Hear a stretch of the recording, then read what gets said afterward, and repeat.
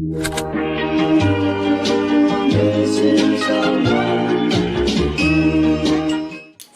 hello and welcome back to my channel. For those of you that don't know me, my name is Saskia and I am a second year psychology student at the University of Southampton. For this video, I thought I would do university run halls kind of versus private halls versus living alone, I guess. Just to give you an idea of like the benefits and the drawbacks of each living situation. Obviously, I have not lived in private halls, so this is just from the research I did for my last video, but I just thought I'd talk you through like who picks which kind of halls, what the benefits are, my brief experience of like university halls versus living in a house, I guess. So we'll start off with private purely because it is at the top of my notebook. Private halls, I would say are normally chosen by international students, clearing students, or students who have it as their insurance, or potentially like mature students who don't want to live in halls. So there is obviously still going to be loads of freshers in there. However, it's not entirely freshers, if that makes sense. Although to be honest, halls isn't entirely freshers either. There could be mature students, but I think mature students are more drawn to private halls or living in a house rather than halls of residence. So yeah, the type of people you meet in private halls might be different. I would say in my experience from Southampton, they're normally further away from the university. We have two universities, Solent and Uni of. They're all closer to Solent. So Uni of is up here, Solent is down here. All of them are kind of here-ish, then there's like two here. So you are probably going to have to travel to the university to get there. But people often tend to prefer the location. So it is further from the university. However, your course may not require you going to university, every single day. Buses aren't that expensive in some places, and you are then closer to the things to do, I guess, because you will be in probably the city, like they're in a more prime location. So if you are someone that really wants to live in the city, you really want to go clubbing, or you just really want to be near all of the city stuff, private halls is a good option. They have some kind of like midpoint ones. So like our university is here, Portswood is here, city centre is here. Some of them will be like just underneath Portswood. So you're not in the city centre, but you're not that close to the university. You are close enough to get there. However, if you have 9 a.m.s, you may not enjoy getting to uni because buses aren't that frequent sometimes. Buses have problems. But you will obviously have to wake up earlier to get to a lecture, rather than if you're at halls, even some halls will be far away. However, you've kind of got more, you're more likely to have to travel, in Southampton at least. Private halls also are just prettier. Objectively, university run halls, there's nothing hugely aesthetically wrong with them, but private halls are significantly prettier. They are all built much more modern. The rooms are like all nice and white and clean and beautiful, or they're like a really nice wood. Most of them are modern builds, so they are much more aesthetically pleasing. If you're someone that wants a very nice aesthetic room, I guess, you can have that with university halls, but you're probably more likely to have that with private halls. Same with like the kitchen, it will probably be more modern, high-tech, fancy. So you are paying more to have better facilities, prettier facilities. The biggest downside of private halls is the price. So I went through it. The good thing is they do offer a lot of room types, very limited on non-en-suites though, I've found in Southampton at least. But they do offer like loads of studios, like 2-bed apartments, like 7 variations of an en-suite, but very expensive. If I can find it, I'll put on screen what I paid per week for a en-suite and a non-en-suite, because I had both. And then just to compare that to university, to like halls, let's find like an en-suite. So an en-suite in one place is £133 per week. In another place is 123, 158, 134, 121. They're all kind of, I'd say they're all mostly around the same price for like the basics. However, they do offer like 100 different variations of studios that are all disgustingly expensive, as in it's not financially feasible. So I would say like the lower room types, the less fancy room types, they are financially feasible. You can actually afford them with a student loan. Probably only with maximum student loan, but you would then still have money left over for food. Things like studios, let me just quick maths this right. So let me just say I found a studio, £190 per week, 51 weeks, £9,690. That is more than the maximum student loan. Yeah, if you get maximum student loan at my university, you're probably likely to get either a £1,000 or £2,000 bursary, but you then only have £1,000 or £2,000 to live. It's quite expensive. That's the biggest problem, is the price. Obviously, you know, they can find cheaper ones. They do normally do like weird discounts, or like if you buy now, we'll give you a £50 Amazon voucher. Like they always have kind of gimmicky reward that you can get, but they are not financially feasible for a lot of places. So like, you know, let's find another one. Right, so there's then an ensuite for £133 per week for 51 weeks, 6,700. So that is kind of Hall's price. It's more than I paid at Hall's. I think I paid 5,600 or something like that. And then for non-ensuite, 108, and this is a 44-week contract, so that's 4,700. Financially feasible, but in some cases not. As in, you will struggle more financially, you're likely to struggle more financially if you don't have financial support from a job, from bursaries, from parents. The halls end up costing a lot, which then means you have very little left of your student loan. I think I did a video of like how much I spent in an entire university year, and with accommodation and food, I think I was at like £7,000. So if my accommodation had been £7,000, I then had to spend £2,000 on top of that for like other stuff. It's quite a lot. So financially, again, it's not always feasible. If this video ends up going out after the video I filmed yesterday on all of the private halls in Southampton, I'll put it in the cards. But basically, for some options, financially feasible. So like non-en-suites, you're probably okay. Lower en-suites, you're probably okay. If you have maximum loan. If you don't have maximum loan, you're gonna have to get a job. Or mum and dad will have to help out probably, because it's not gonna work. With your private halls though, even though they are more expensive, you get more for your money, I guess. They normally have like an on-site gym, some of them have like a cinema, it's a room with a TV, or like common areas. You normally tend to get like a gym for free. So my overview of private halls, overly expensive, but in some cases financially feasible, much prettier, and you get kind of more bang for your buck, is that a saying? Because you get more stuff. Tend to be further away from the university, potentially ideal for like international students. I don't know why I keep saying that. I just know that a lot of the international students I know are in private halls, or like mature students if they don't want to do a house share. So that was private halls. I personally would not stay in private halls, purely because I know I could find things cheaper elsewhere. So then for university halls, they tend to be closer to the university. Not in every case, but I know that for the University of Southampton we have university, halls, and then there's one halls down in the city, but like generally 10-15 minutes away walking. I mean also like 10 minutes on the bus, because the bus is just slow. So you are closer to the university. If you have a course that's going to make you wake up every single day really early to go there, halls might be the option. I keep saying halls, they're both halls, but like university-led halls.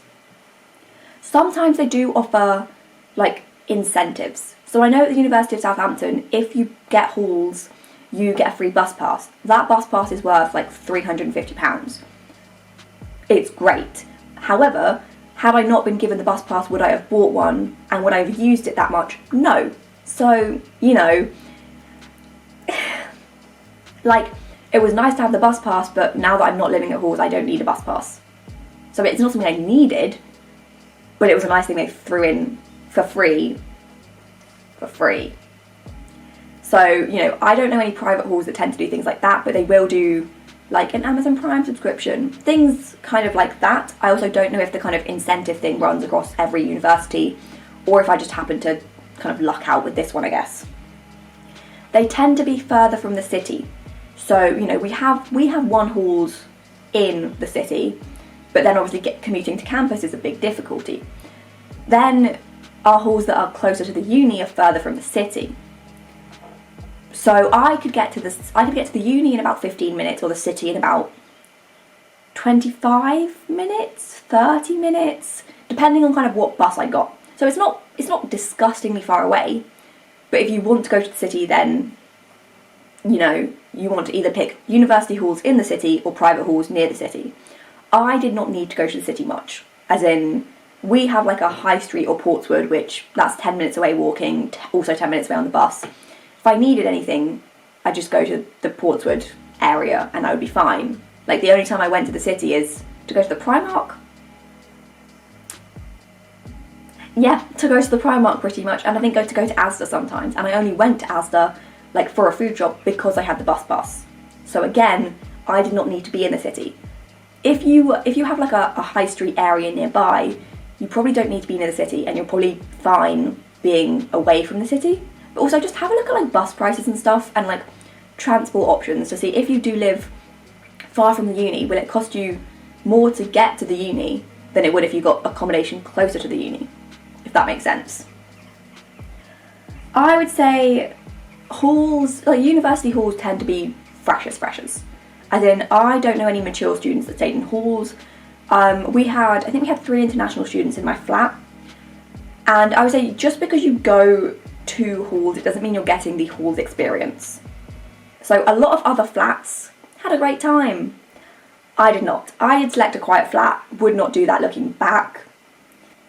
But like, just because you sign up for university halls, it doesn't mean you're going to instantly make best friends for life and get the halls experience. Like, you can get the halls experience in university halls and also in private halls. There's no, like, do you know what I mean though? Like, don't buy university halls that are more expensive just because you fancy or you want the experience, because you could get that experience elsewhere.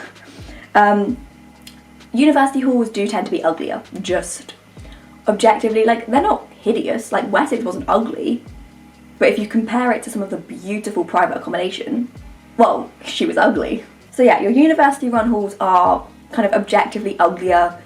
I think university run halls tend to be a lot larger, so there's more people around, but it's also more loud. As in, the private halls that I see are just like one block straight up. The university halls that I see are like almost a student village. So we had like 20 blocks. There are some in the city that are like 2 blocks. So there is a difference between like within university halls. However, university halls tend to be larger, which does mean more people to make friends with, but also more people to make noise. You can select a quiet flat. I selected a quiet flat. Wouldn't do it, but it was quiet. I know from university halls, it was very easy for me to extend my contract for like 3 weeks. I literally just like emailed and I was like, sup, can I extend it? And they're like, yeah, pick a room, extend it. Easy. Again, I don't know what the experience will be for private halls, but I know that private halls tend to do longer contracts anyway. I think in university-led halls we had like 36-week contracts, 38-week contracts, 40 weeks, 44, 52, something like that. Whereas in a lot of the private ones that I've seen, they are either 41, 44, or 51. So you're probably staying there for longer. So maybe if you can't go home, then getting the getting the private halls might be a better option, because you don't have to find somewhere to live for a random week. Like, there are benefits to each one and there are drawbacks. So like, your private accommodation is more expensive, but there's less people, so it might be more quiet, more relaxed if you're like a postgrad, a mature student, PhD student. You get free things like the gym, which is nice. I've heard bad things about how they're run. Don't know if that is a universal thing.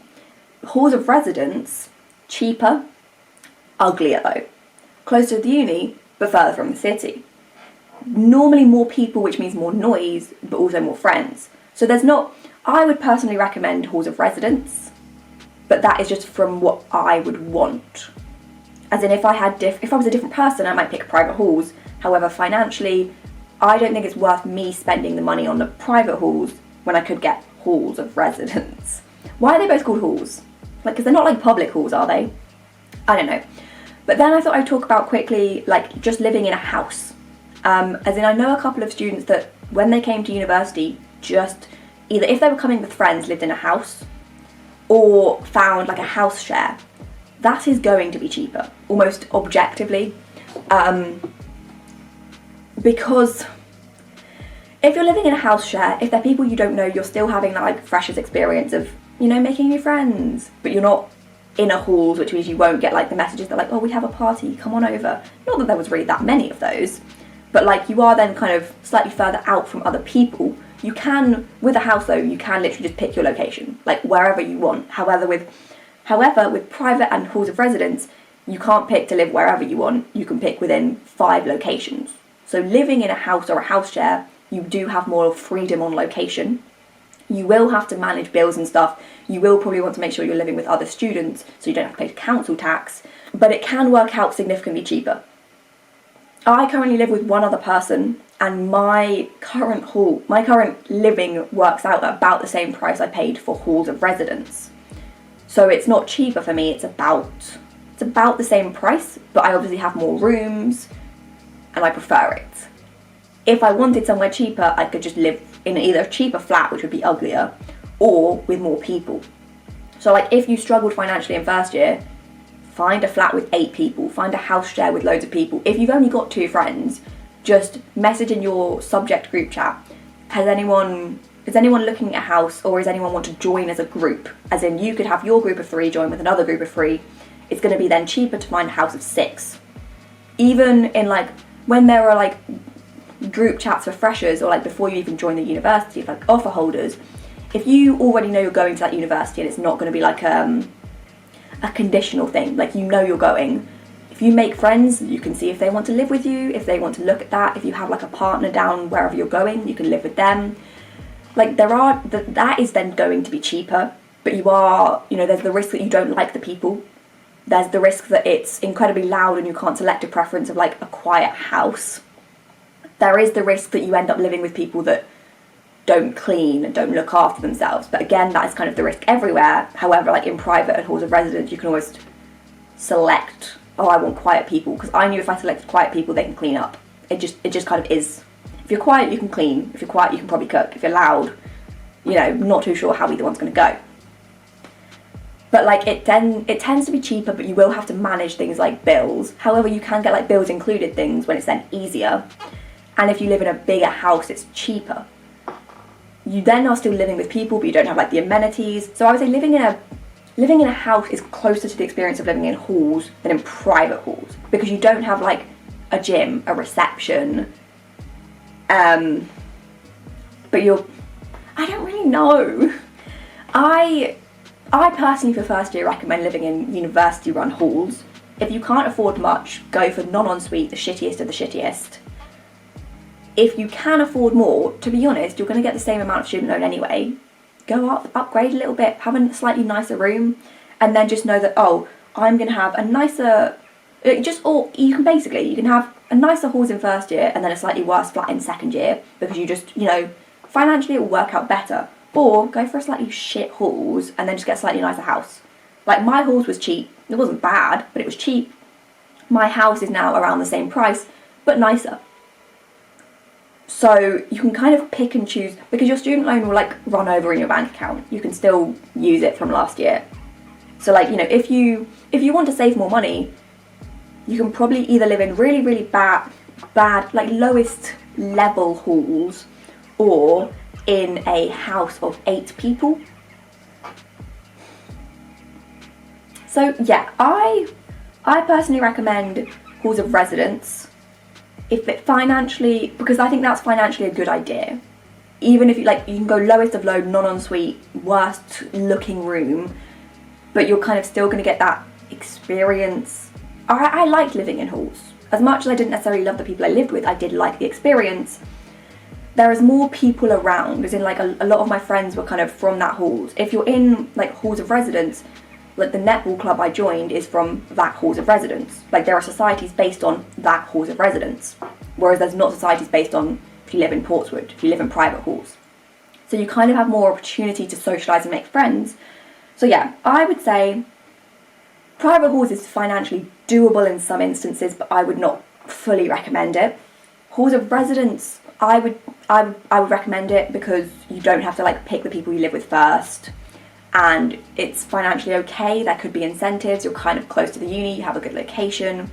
Living in a shared house, you have the risk of hating them, and if you hate them, where else can you go? Whereas if you hate your flat in halls, go to someone else's flat. Like, the thing is, you have the risk of hating them and you have an entire year contract and you don't really have anywhere you can escape to. Like, that's a bit scary. However, you can like make friends beforehand and live with them, but you obviously don't know what they're like to live with, but you also don't know that for halls. So, I don't recommend private halls. There are some private halls that are okay, but I wouldn't back them more than I back university halls. I recommend university halls, but like the cheaper ones. Like, don't go for fancy stuff. Like, if you want an ensuite, just go for the worst kind of ensuite, because you've then got more money to spend on the experience and also to save it for next year to live in a better house if you wanted to. Living in a house share, flat share kind of situation is good, but I would say it's more logistically difficult because you have to find people to live with, whereas you don't have to do that, and you have to sign on a house, which means you probably have to come down to the place where your university is before you come to the uni. It's just a bit, I think it's a bit much hassle. You can do it in first year, but I would recommend saving that for second year. But yes, so that is all I have to say on kind of your different types of halls of residence, the benefits of each one, I guess. I did just do a little summary of what I recommend. I'll put in the cards over there my video on private halls, my video on university-led halls. I also have a video on how to find a house for second year, and I have like room tours for University of Southampton accommodation. So if you want any of those, I'll just put like my University of Southampton playlist in the corner. And hopefully that was helpful. If you have any experiences of private or public halls or house shares in first year, just leave them down below for other people to read. And I will see you next week. Thank you very much.